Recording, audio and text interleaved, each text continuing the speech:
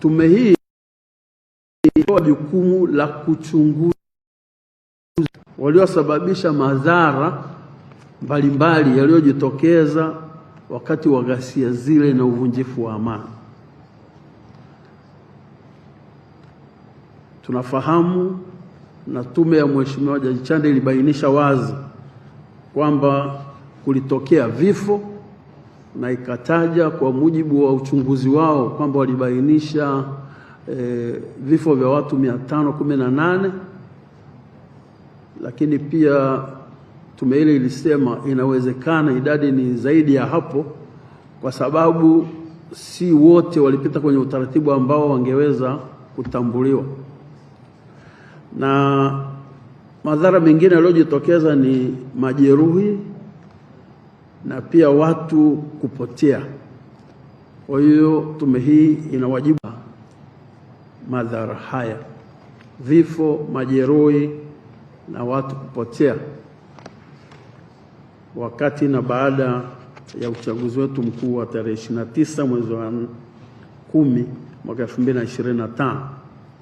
Tume hii katika kutekeleza majukumu yake imepewa hadidu za rejea 5, na huu ndio uwanda ambao tume hii inaenda kufanyia kazi, ndio mipaka ya mamlaka ya hii tume. Hadidu ya rejea ya kwanza ni kwamba kuchunguza na kubaini wahusika wa ghasia na namna kila mmoja alivyoshiriki katika kupanga, kufadhili, kuratibu au kufanya ghasia za wakati wa uchaguzi mkuu wa Oktoba 2025. Kama tulisikiliza vizuri hotuba ya Mheshimiwa Chande wakati anawasilisha ripoti ya uchunguzi waliofanya, alisema kwamba ghasia na fujo zilizotokea wakati wa uchaguzi na baada ya hapo hazikufanyika kwa bahati mbaya, badala yake zilipangwa, ziliratibiwa, zilifadhiliwa na zilitekelezwa kwa mpango maalum. Kwa hiyo tume hii imepewa jukumu la kuchunguza na kubainisha wale waliohusika na hayo. Hadidu rejea pili ni kuchunguza matukio mahususi ya hizo, ikiwemo suala la vifo visivyo vya kawaida vya watoto na watu wa makundi maalum. Katika kudhibiti zile ghasia na uvunjifu wa amani, kuna madhara haya yalijitokeza ya vifo visivyo vya kawaida vya watoto na watu.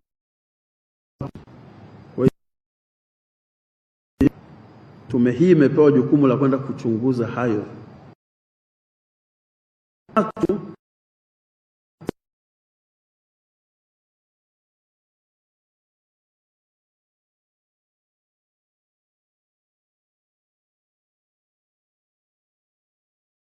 Taratibu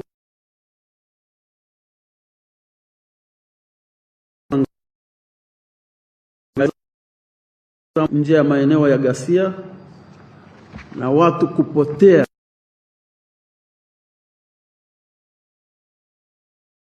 kwa Oktoba 20. Hadidu rejea ya 4 ni kuchunguza madai ya matumizi ya nguvu kuzidi kiasi, taratibu na miongozo iliyowekwa wakati na baada ya uchaguzi mkuu wa Oktoba 2025. Na hadidu rejea ya mwisho ni kuchunguza suala lolote ambalo tume itaona kuwa ni muhimu na linaendana na majukumu ya tume. Hizo ndio hadidu rejea 5 ambazo tume hii imepewa jukumu la kwenda kuzifanyia. Hayo ndio mawanda au upana wa majukumu yalopangwa kwa ajili ya tume hii kufanyia kazi. Ili kupata taarifa zitakazowezesha tume hii kukamilisha kazi yake vizuri, tume imepanga kukusanya taarifa kwa kutumia njia mbalimbali. Njia hii ni kupokea ushahidi wa moja kwa moja, yaani wa ana kwa ana, kutoka kwa watu wowote, mtu yoyote mwenye taarifa kufika mbele ya tume na kutoa maelezo. Kuna kukagua na kuangalia nyaraka mbalimbali na yataonekana kwamba yalihusika kwa namna moja au nyingine na matukio yale ya ghasia na uvunjifu wa amani. Na katika kufanya haya yote tutazingatia sana sheria na kanuni zilizopo kwenye ukusanyaji wa taarifa. Pia baada ya kukusanya, itatoa nafasi kwa wale wote ambao kwa namna moja au nyingine watahusishwa katika yale ambayo yatakuwa yamezungumzwa kuhusiana na hadidu za rejea. Tuhumiwa kwa namna yoyote ile au atakayehusishwa na maelezo ya watu mbalimbali watakaojitokeza mbele ya tume, itawapa taarifa ya kuwaita, na hizo taarifa tutakazowatumia kuwaita zitakuwa zinaonyesha kwa ufupi ni mambo yapi pengine wakifika mbele ya tume wanatakiwa waje watolee maelezo. Kama mnavyofahamu, ndugu wanahabari, tume imepewa siku 150 kukamilisha kazi hii. Ni muda ambao tunapaswa kuutumia vizuri sana katika kukusanya habari na hatimaye kuchambua na hatimaye kutoa maoni yetu na kuweka kwenye ripoti ambayo tunatakiwa tumkabidhi Mheshimiwa Rais.